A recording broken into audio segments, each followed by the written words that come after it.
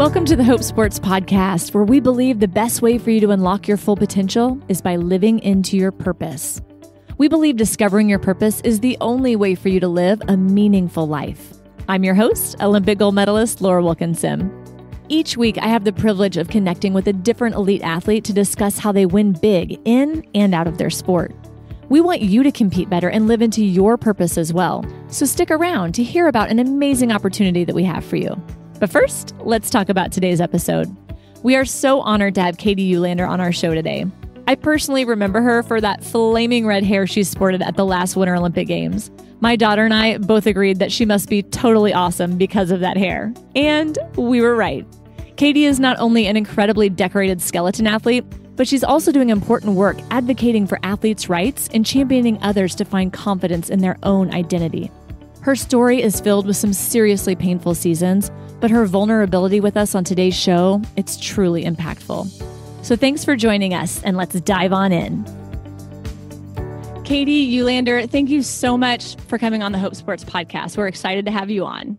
Yeah, thank you so much for having me. I feel honored. Really appreciate it. So for our audience who may not be familiar with your background, tell us a little bit about how you got into sports and how that led you into skeleton. My father was a Major League Baseball player named Ted Uhlaender.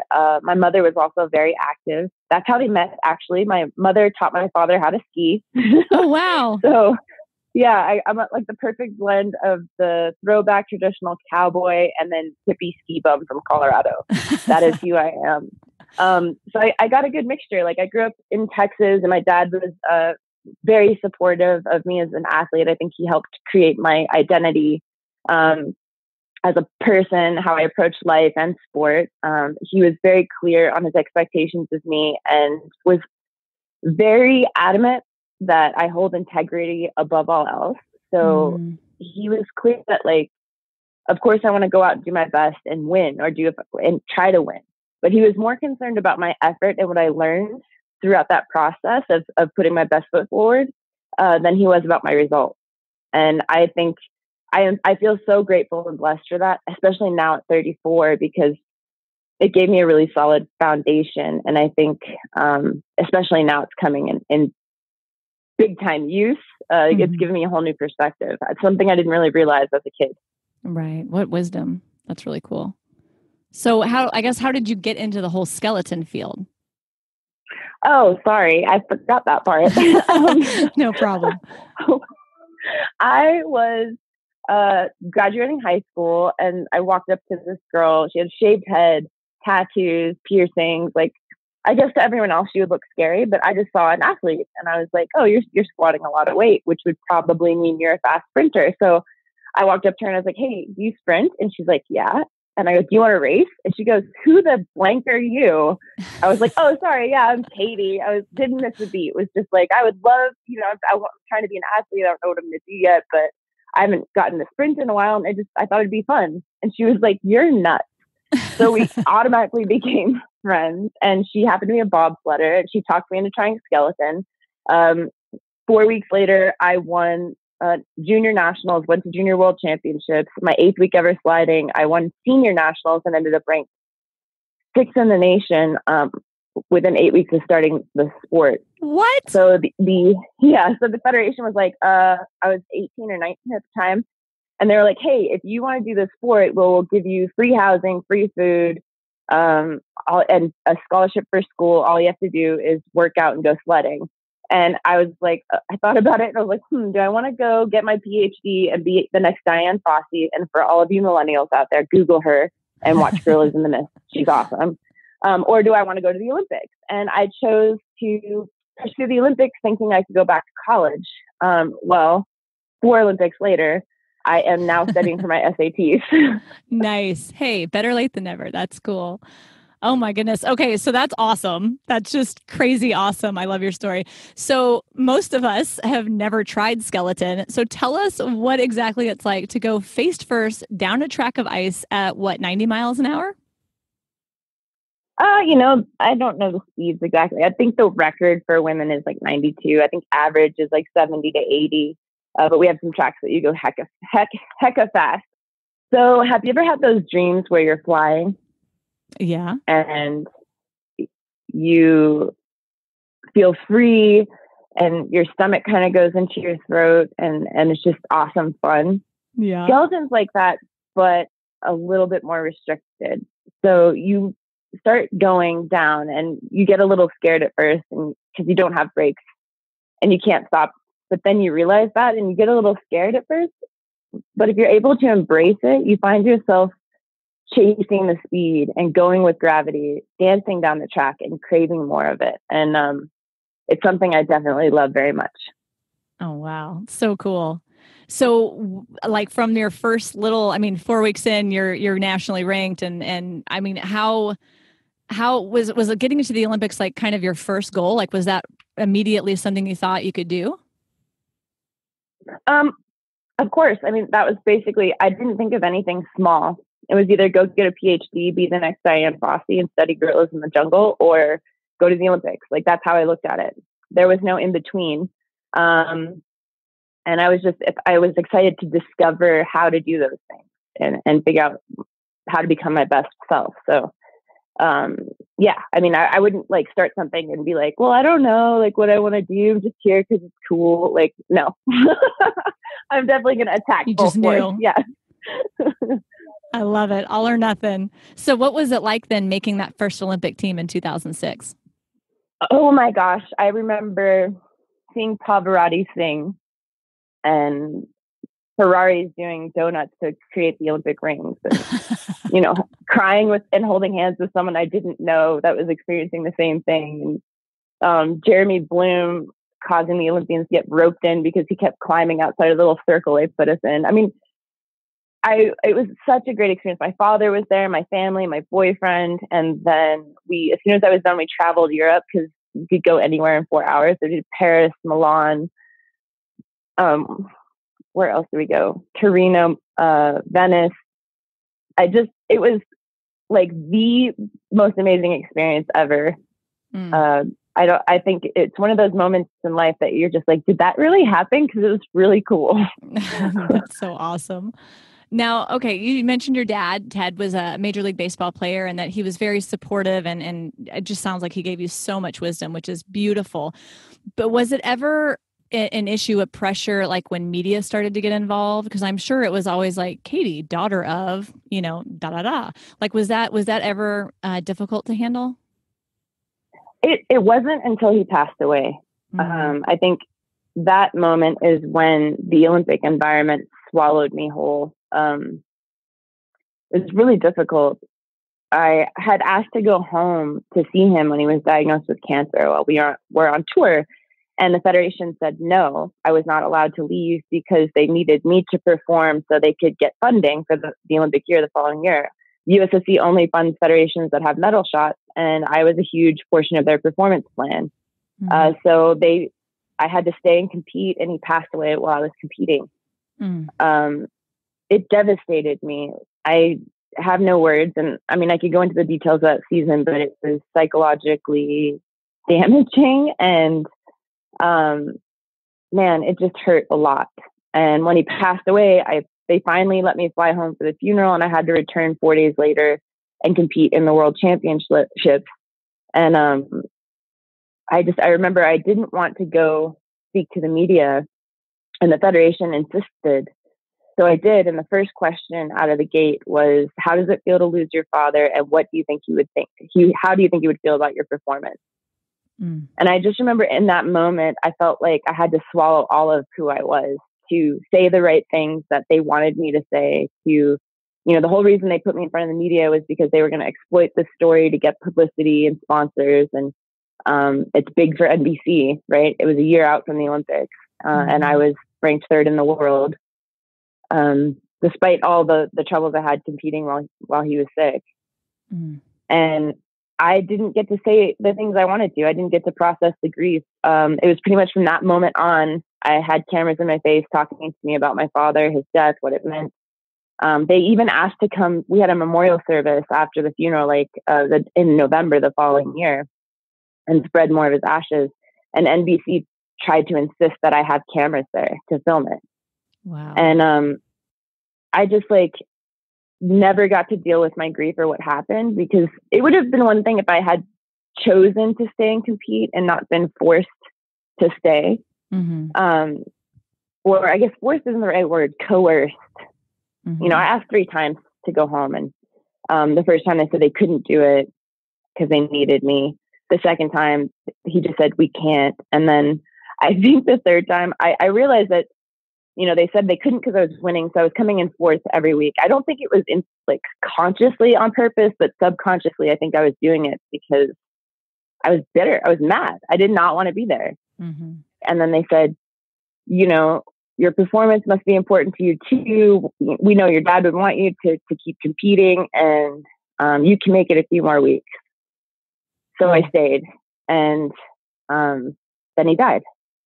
And I remember it was the last World Cup. So I thought I had made it. I talked to him that morning, and I remember him just telling me about the cattle we'd bought together and the ranch, and like that he would see me next week and how much he loved me. Like he said, he loved me, I think, an unusual amount of time. And I went to compete. I won my first medal of the season because I was relieved. I thought I had made it. I thought I was going to see him again. And when I finished the race, they told me he had passed away. Oh, man. So, sorry. No, I can't. I can't even imagine. That kind of puts it into context. Like, I had the coaching staff in the federation, they didn't really ask if I was okay. They didn't, you know, there was no, I could have used a grief counselor or something. And I think it was really apparent that, you know, throughout the season that I wasn't okay because I had been winning everything up until that point.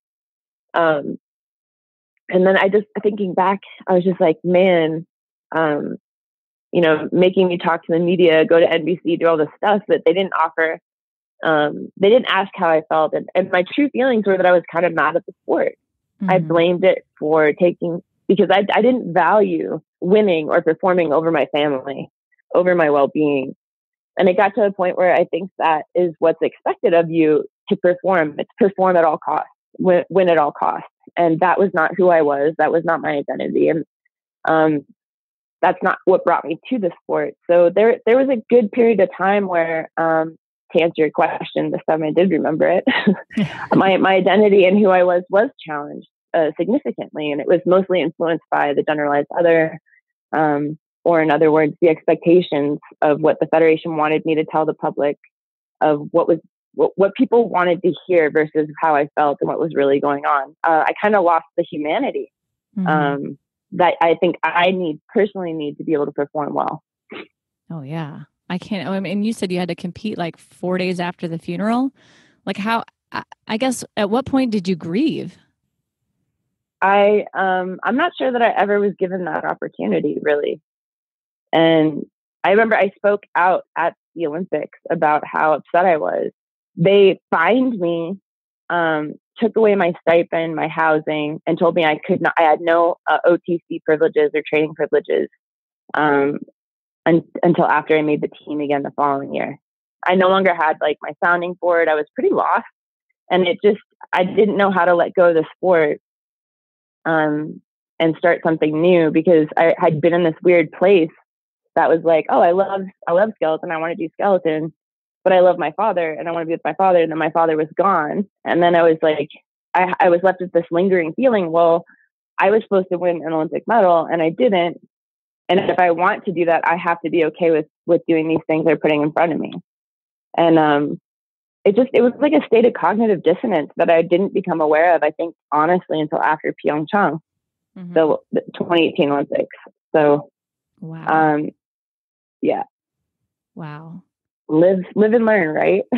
Well, I know I'm just trying to process what all you went through. I just can't even fathom that.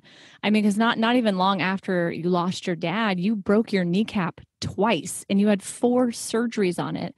And you still came back and competed the next year at the 2010 Olympic Games. I mean, yeah, at some point, did you just disconnect, or is that when you really dove into it? Or like how did you get yourself together to do that?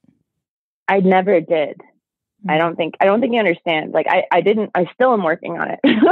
Yeah. Like, I was winning 50% of the time, statistically, 75% of the time when I went to a race, 75% statistically, I was gonna win a medal. Like there was only a 25% chance that I would walk away from a race without a medal. Wow. So for me to go to the Olympics, like it wasn't even a question in my mind. Of course I was going to make it, but was I going to medal?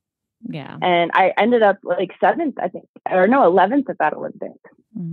So you're just kind of going through the motions. Is that kind of? Yeah, that's what I was saying. Like I was top 3 in the world. I had 22 World Cup medals, 11 gold, 6 World Championship medals, like the most medals of anyone in the history of the sport up to that point.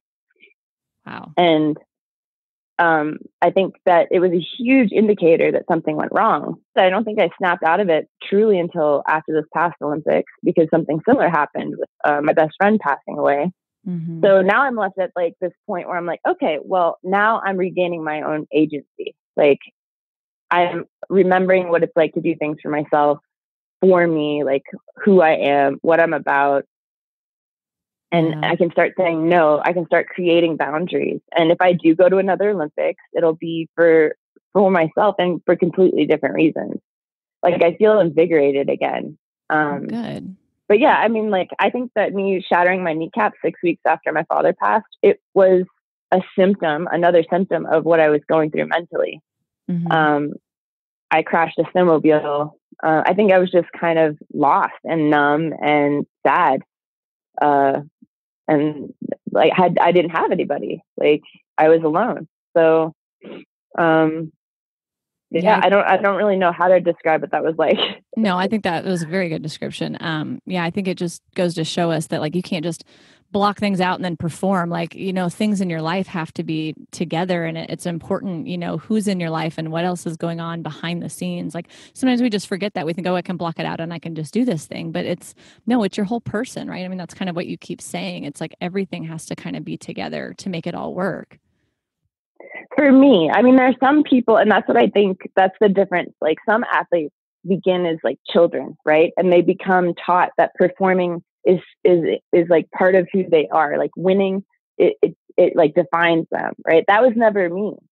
What I loved was discovering more of myself, more of the world. And like, I felt like God was taking me on a journey that I was meant to do, you know, and that integrity, God, family, like those things were all more important to me.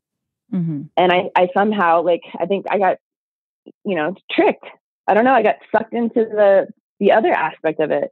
It swallowed my identity and I became an Olympic product. Yeah. A commodity. And, you know, I think for me, it's telling, like for me personally, because if I'm not true to myself and what I believe and what my essence is, then I think it results in injury. It results in a poor performance. It results in just a state of cognitive dissonance and numbness. And I think it was like over this past season, a good friend of mine was like, I feel so bad for him. He was just there for me when I was like sorting through all this mentally. Poor Gideon. I don't know if you know Gideon Massey. He's a 2-time Olympian for cycling. I do. And I texted him all season long. Like I found my relationship with God again. But I didn't even really explain to him everything I was going through, because it's pretty emotional. It's pretty dramatic. And I, you know, even talking to you about it, like, I feel like this is a comfortable setting because people are going to know they're listening to like, hear something significant, something deep, something that's just hits you to the core.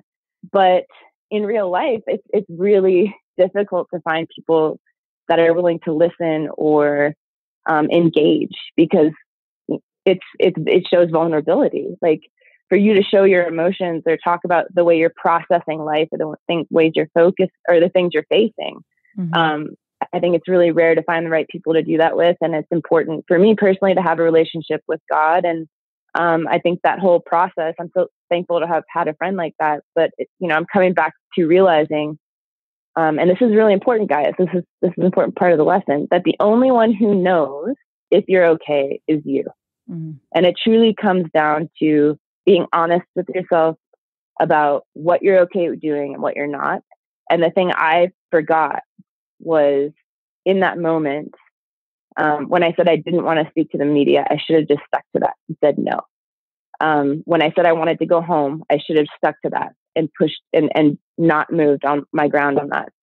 I started to buy into thinking that it was my duty to go to compete to make sure that the team could get money. I thought it was my duty to win a medal for my country instead of go home to see my family. And for some people, that might be the right choice. I'm not saying there is a right or wrong, but if you do something that you truly don't feel in your heart is the way for you, you're putting yourself into a state of conflict. And if you're in a state of conflict, it's really difficult to hear the Holy Spirit. It's really difficult to hear God guide you the way he wants you to go. And I think that was the biggest epiphany I had, was like, whoa, if I'm more honest with myself, if I'm more true to myself about what I want to do, my mistakes and like my commitment to my choices, then I'm much more at peace and I can see clarity in my path forward. At Hope Sports, we know that you want to be the best athlete that you can be. And in order to do that, you train hard and dedicate yourself to performing at your peak. But sometimes it can feel monotonous. Every day has a similar routine, and when you win, well, no victory feels as good as a loss feels bad. It doesn't have to be this way. We believe athletes can compete at their full potential and reach their dreams while feeling lasting satisfaction from their accomplishments. We understand what it's like when you've dedicated your life to something, but you feel like you're never living up to people's expectations and you don't feel satisfied with your achievements. Hundreds of athletes have told us that they've discovered how to compete at their best while finding lasting fulfillment in their achievements during our interactive international service trips. Our next trip is coming up June 7th through 10th in Rosarito, Mexico, and we want you to be there. It's so easy to get involved. Just go to hopesports.org, sign up for the June 7th through 10th home build, and build hope for a family and win like never before. So sign up today. It could be the key you need to find success in your career. Well, I'm guessing, so the next 4 years, you made your third Olympic team in 2014 in Sochi. And it appears that you were kind of doing a little bit better emotionally, mentally, because you did amazing there. And you just missed the podium by a fraction of a second, 4/100ths of a second. I love how you put that in perspective and you say it's faster than you can even blink. Like, walk us through that experience. Sochi, oh my gosh. Well, I'll just lead that into athlete rights because that's where that goes. I got a concussion and I spent some time with some combat veterans at a TBI clinic, which is a traumatic brain injury clinic in Dallas. And I was like getting down on myself. I was like, here I am injured again. This always happens, like blah, blah, blah. And those guys told me their stories. Marcus Luttrell was there about how they'd been blown up, crawled on their hands or on their elbows for 7 miles to get to safety. And some of them were blown up and continued fighting. And I was over there with a head injury, like still going to the Olympics, acting like my life was over. And I was like, okay, so that just put everything in perspective. Like, like I'm still going to the Olympics and I'm capable of putting my best on the line. So my mentality shifted because I had men that served our country and put their lives on the line to show me that I was serving my country, but I wasn't putting my life on the line. And if they could do that, I could definitely go with a new sense of courage and fortitude. And just bring everything I had and let that be that. And that was the lesson my father had originally taught me. It kind of just revived that for a moment. Unfortunately, there was a Sochi doping scandal, which was, if you all could go watch Icarus, it'll explain it in depth. But the That's Russian a powerful documentary, yeah.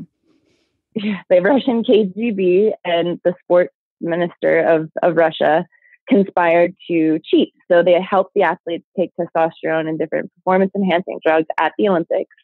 And then they switched out the doping samples with clean ones and destroyed the dirty samples so they could ensure they won medals. Now, the girl who beat me was named in the investigative report as one of the athletes who were doping.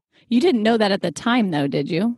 No, I had the time of my life. I mean, I was pretty bummed that I didn't get a medal, but like, it was the best Olympics. It was it was super fun. Like, couldn't put on a great show. But in 2015, they disclosed all the stuff, and Renchenkov, a buddy of mine, was friends with Brian Fogel, the director of the movie, texted and said that 100% Elena Nikitina, the girl who beat me, was doping. And it broke my heart. And my heart wasn't so much broken for the medal. It was broken because that Olympics was fake. I was just like, oh my gosh, everyone that participated in the race participated in something that wasn't real. They went to such long extended lengths to make sure they won. And it breaks my heart. And then, like, so it was pretty crazy. Like, it was exposed. The IOC decided to strip the medal in November 2017, which made me a bronze medalist. I was like, well, this is awesome, but the day I arrived in Pyeongchang, they gave the medal back. So I arrived at my fourth Olympic Games thinking I was a bronze medalist. And then when I woke up to go through processing, I woke up to hate mail. And, I mean, some of them were kind of funny, but not nice. It was like, wait, you're not an athlete. Just back up a minute. How did they take it back? Like, what exactly happened? That was through the Court of Arbitration of Sport. So the athletes appealed to the higher court. And so the Court of Arbitration of Sport ruled there wasn't enough individual evidence to show the athletes knew they were cheating or knew about the conspiracy.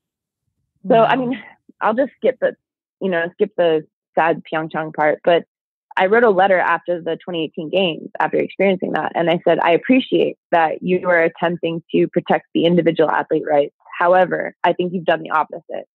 You have not set any parameters in which the state can treat the athlete. And by giving them back the medals, you're rewarding an abuse of power. It is not disputed that there was a conspiracy to cheat. It's not disputed that they distributed drugs. And it's not disputed that they destroyed the samples and replaced them with those athletes. That evidence is 100% factual. By you rewarding them the medals, you have now allowed Russia to force their athletes to participate in a conspiracy to cheat against the Olympic movement, the Olympic spirit, and their health. What happens in 10 years when they can't have children? Some of them are having severe health issues, or some of them pass away. Their friends, their family, and potentially themselves will come to you asking why you didn't do anything. Who's protecting the athlete from how the state can treat them? And that kind of set me on a pathway this fall where I began investigating the Olympic movement and the systems and processes in place, all the way from the top from the IOC down to the USOC. And I'm on a mission to create an independent athlete commission or association, like a players association for athletes in the US.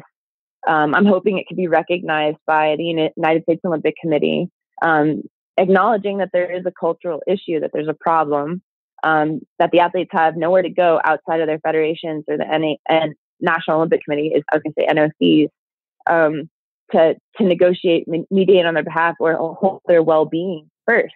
Mm-hmm. We really, truly need to define athlete rights and ensure that the culture is changed from win at all costs, performance at all costs, to your well-being is as important as your performance. Oh, that would be huge. That's awesome. I'm glad you've made that part of your mission. That's really, really cool. I mean, I don't like that you've had to go through these things to learn that and become passionate about it. But I mean, just think about all the people that you're going to help in the future because of that. And that's really cool. I think the only reason people are listening are due to what happened to the gymnasts. And so I think that, I'm hoping, I think one of the girls, Jamie, I don't remember how to say her last name. It starts with a D. She was one of the first ones to speak out against Larry Nassar and the sexual abuse he did. And because of her, slowly the rest of the girls started to stand up and speak out. And it was from like 1 to 10 to 15 to now 300, over 300. Mm-hmm. And because of them, Congress is listening, USOC is listening. And I can't imagine what it was like to go through what they went through. But I think a solution like this, like I spoke to her last night actually, and she was like, oh my gosh, I had no idea. I was like, our experiences aren't unique, but the susceptibility to neglect, to neglecting our needs, like, and the culture pushing, on us to believe that that's what it takes to become an Olympian, that's what it takes to perform, is real. And I think that this is a great solution that can bring us all together and kind of bring some empowerment to some of those victims or people that have suffered, because it makes me feel better to come up with a solution to the problem. And I see that like I could have easily been one of those administrators that believed in that process too. Like I can't imagine being put in a position where it's like my paycheck or depends on this athlete's performance. Actually, I'm going to retract that statement because I would want to make sure that athlete was okay. But but I think that's the environment's gone the culture has gone a little too far. Mm-hmm. For sure.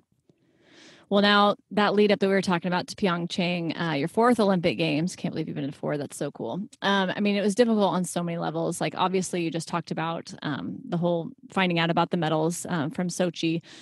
You mentioned earlier your best friend, Steve Holcomb. He's an Olympic champion. He passed away. You had 5 surgeries. You struggled with an autoimmune disease. I mean, you have quite the storied athletic career, So how did you handle emotionally, physically, mentally going into that games? Well, like I said, I had some really great support. Gideon was someone I spoke to all the time, and it was really great for him. I have this other friend, Leah Oriel. She's my sister in Christ, and she came on tour with me for like a month. I had another friend that I met out there. His name is Manny. He used to be a minister. So, I mean, like, it was really important for me to have God in my life, I think. That really got me through a lot. And then Alana Myers was on tour with me, and she was a huge support. But honestly, like, I didn't share with anyone really what I was truly going through. I was diagnosed with PTSD. The only people that I told were the federation and the coaches. So I don't know if I handled it really well. I didn't really know how. I ended up just kind of going numb. And I was still pushing, trying to sort through things. There's no real black or white answer there. I would have triggers. So I would have anxiety attacks, panic attacks. And then, I was trying to sort through a lot. So I just tried to put my best foot forward. But I went numb, to be honest. I was exhausted by the time I got to the Olympics. And I can't say that I was really excited to be there. But I did my best.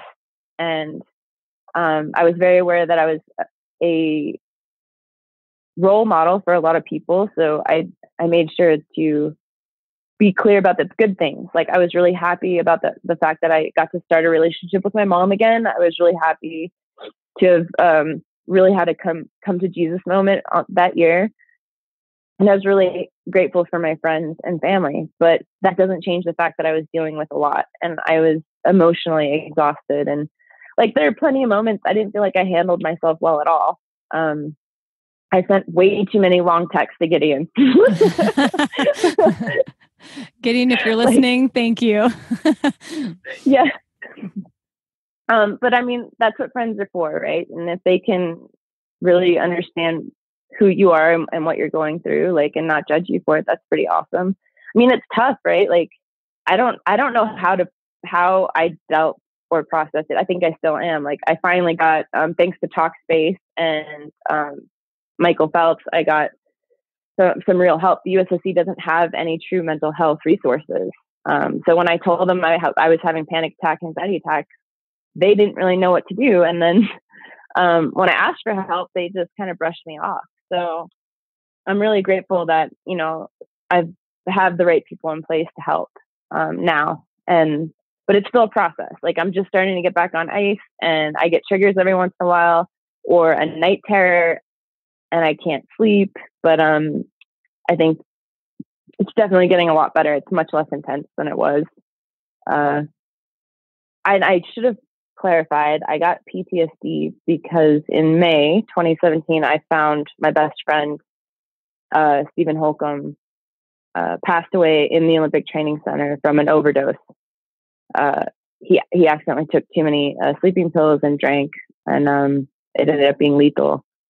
So that was that. I think that whole situation, though, and experiencing that, I think that's what woke me up finally, because it paralleled with my dad. And I remember Holcomb said to me right before he passed away, "Remember who you are." He said, "Be the Kate your dad said you were," which was fierce. And, you would go to the line dancing to your own music and not really care about what anyone thought, and relax. Like, the performance was never my focus. And he said, stop looking for people to assure you of that. Stop looking for your dad, to be, or for people to be who your dad was to you.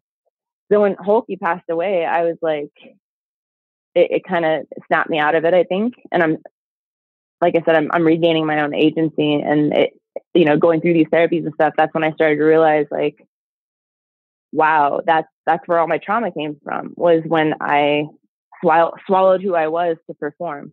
I lost my identity. So I think currently I'm rediscovering that. I'm on a mission of personal discovery.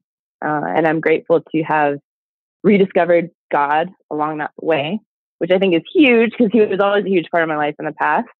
And I'm rambling now, but I think that was one of the things I realized was that when my father died, I stopped praying as much. I stopped doing a lot of reflection and introspection and the things that took care of me. Like, you have to make time and create space for yourself and create space for God. And I think that was one of the things I didn't do when I became overwhelmed with sadness, or, like I said, if you're in a state of cognitive dissonance, a state of conflict, it's really hard to hear the Holy Spirit. It's hard to hear yourself. So, facing those things to clear that out and create space, that's going to be a constant job, I think. But I'm glad to hear you're on the right track and you're figuring out how to sort through it, and like you said, talking to God and having those important relationships. That's and having therapy and talking, like working through those things. That's so huge. I mean, and you said you're back on ice. So are you still competing and looking forward to Beijing? Oh my gosh, Beijing is so far away. Let's just take it a day at a time. Well, you also picked up another sport in this process too, didn't you? I did. I am currently national champion in 2 sports back to back, and I'm going to try to do it again. I'm going to try to win skeleton nationals and then cycling nationals again, so I can go 2 times. That's amazing. I don't know. I'm just kind of taking a day at a time. Like, I got injured, and I'm just now getting back on ice like tomorrow. So I have about 6 weeks to prepare for nationals. And everyone else has been sliding since October. But I'm just starting to think that my career numbers are coming up on those people's ages, so I should be okay. And then they're like calling me Grandma Skeleton at this point. I'm like, I am 34 and offended. Grandma Skeleton, I like it. Ouch. But hey, I'll take it. So then I'll do nationals, and then if I win, I get a bye onto the world team next season. And then I'm going to head back to LA immediately and start training for team sprint, which is like, you go in this little circle in a velodrome. It's like a fishbowl. Mm-hmm. The sport Gideon did. Mm-hmm.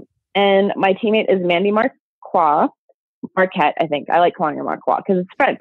But so if we won nationals, and if we win again and my time is within elite standards, then I'll go to Pan Am Games and hopefully help us attempt to make the Summer Games, Tokyo 2020. Wow. But I'm like a second off where I need to be, which is quite a bit of time.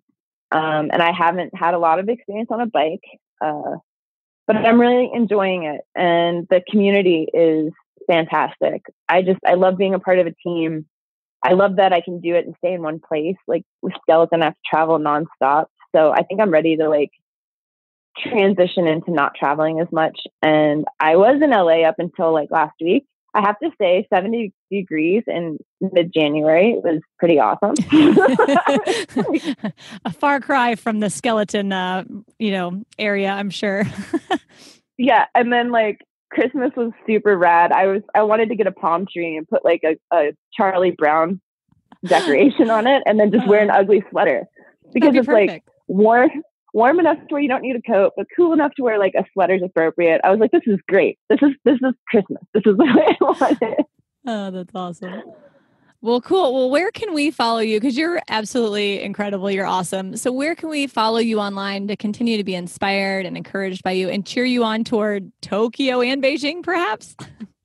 Instagram is Kate U11, KATU11, and all the other ones are Katie U11. Snapchat, Twitter, and then Facebook. It's not hard to find me. So is there another platform I'm missing? No, Facebook, Twitter, Instagram. That's Snapchat. Perfect. We'll make sure to put those on there. Katie, thank you so much for coming on the podcast and sharing your story and just encouraging and inspiring all of us. I really appreciate the opportunity, and thank you.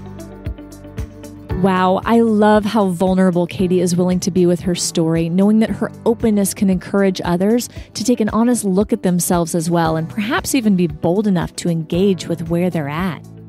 At one point, she said, "The only one who knows if you're okay is you." And man, that is so true. If you're feeling off or unheard, or you resonate with Katie's sense of neglect, then I encourage you to, just like she did, to go on a journey to discover who you are again. Reach out to a friend or a mentor and get connected to those who can remind you of your identity. Seriously, Katie, that was some amazing wisdom, and we're so grateful. Be sure to follow her on all of her socials that are linked in the show notes so that you can cheer her on as she aims for her 5th Olympics and shoots for back-to-back summer and winter games. Don't forget to subscribe and join us each week for more raw, honest conversations with athletes about how their journeys have shaped them and how they are engaging in things that give them purpose. And if you're interested in getting outside of your normal day-to-day and you want to pursue purpose, then consider registering for an upcoming trip with Hope Sports. The link is in the show notes, and a trip is coming up this June that you do not want to miss. Next up is swimmer Michael Andrews, who is a young up-and-comer who has broken over 100 national age group records. He's blazing a trail to the 2020 Olympics, and he'll share more about his story right here next week. On behalf of Hope Sports, I'm Laura Wilkinson. Thanks for listening. This podcast is produced by Evo Terra and Simpler Media. For more information on Hope Sports and to access the complete archives, please visit hopesports.org.